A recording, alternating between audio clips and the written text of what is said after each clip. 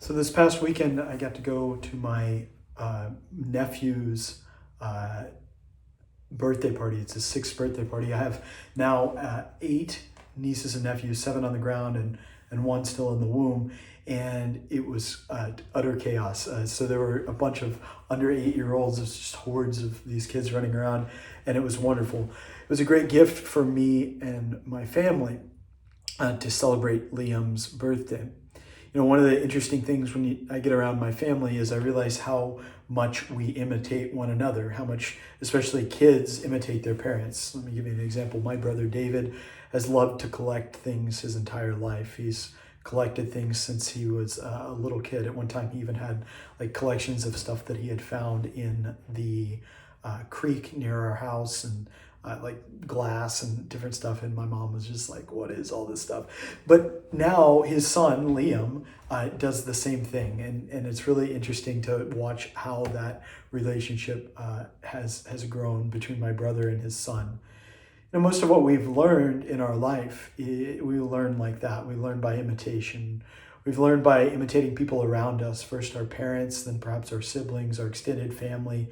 And as we grow, our peers and our coworkers, our teachers, people around us. Imitation is the first step to any type of innovation as well.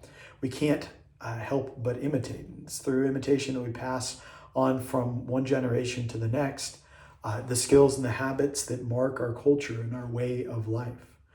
Now, of course, there has to be a capacity for that skill innately within us. We can't just perfectly imitate everything. But at the same time, from infancy, we have this power of imitation. We imitate those around us, and that imitation is meant to lead to flourishing. Hopefully, those things which lead to flourishing are reinforced by those who love us, and those things that don't are kind of said, no, you're not going to do that anymore. Yet, as we grow and we start to be able to reason, to think, to choose, we start to notice another phenomenon that emerges. We can consciously choose to imitate others or not. Now, the unconscious imitation that has marked our life throughout infancy continues. Though it's not an absolute truth, there's a lot to be said for that saying that we're the average of the 5 people that we spend the most time with. Or put another way, if you want me to tell you who you are, then tell me who your friends are. That's why all through life we need to consider carefully who we spend our time with and what influences we allow in our lives. We imitate what we see around us, for better or for worse. Nevertheless, we also begin at some point to have that ability to consciously choose to imitate people or to not imitate them. In the normal course of life, we look around and we adopt models for our behavior. We look for people that we can say, I want to be like this. We might say, I want to be able to do this, or I want to be able to do that. Sometimes this starts with sports figures or people who are great musicians or are talented in this way or that way. And we start to investigate that person who's a master at their art's way of living, way of acting. In other words, we become disciples or students of the ones we wish to be like. Learning really happens this way, and it's exponentially easier when we see a master at working at his or her art, and then we choose to imitate them. My mom makes these wonderful cinnamon rolls, and they're awesome. The way that I've learned how to make those cinnamon rolls is by watching her from a young age and watching my grandma as well, who also was a baker. And it's almost impossible that I would be able to do that just by looking at a recipe. Not to say that it's totally impossible, but certainly much more difficult. See, we want to ask others if we can imitate their art. As human beings, we can't help but imitate, but we can, at least as adults, decide who we'll consciously choose to imitate and who we'll spend our time with. In other words, who we'll unconsciously imitate. St. Paul tells us today, or on Sunday, he tells the Corinthians in particular in his letter to them, be imitators of me as I am of Christ. He does so in the context of instructing them on proper behavior regarding the Eucharist and how they must not purposely offend others, but rather seek to love others that they might come to salvation. In what sense then does St. Paul instruct people to imitate him? In this, that Paul's life after his conversion was a total imitation of Jesus's life. He made Jesus' pattern of action his own way of action.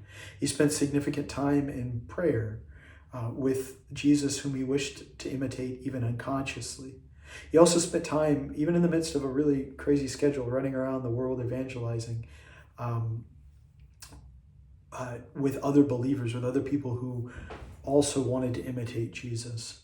And above all, St. Paul took Jesus' mission as his own as well.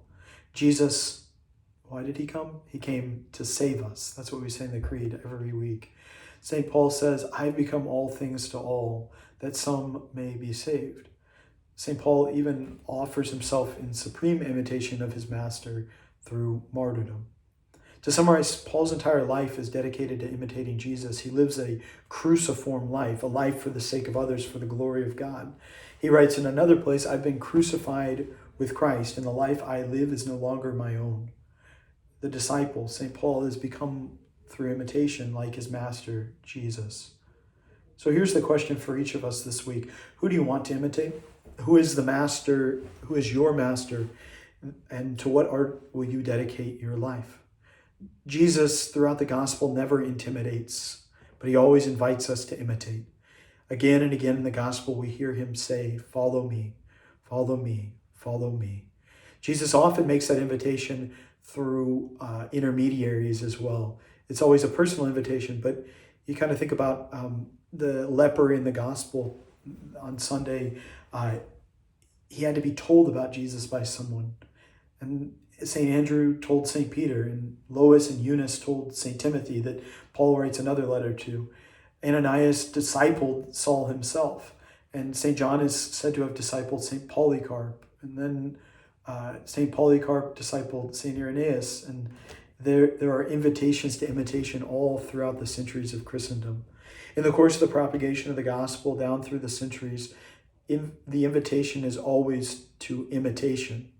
The invitation is always to imitate and to follow Christ as it comes through a disciple. Lent is starting today when you get this video, friends. And we're invited today to look at our commitment to imitate Jesus. How will you do that? What practices of prayer, fasting, and almsgiving will you take up to imitate Jesus, who prayed, who fasted, and who gave everything for us who were poor? There's more though. Will you help others to imitate Jesus?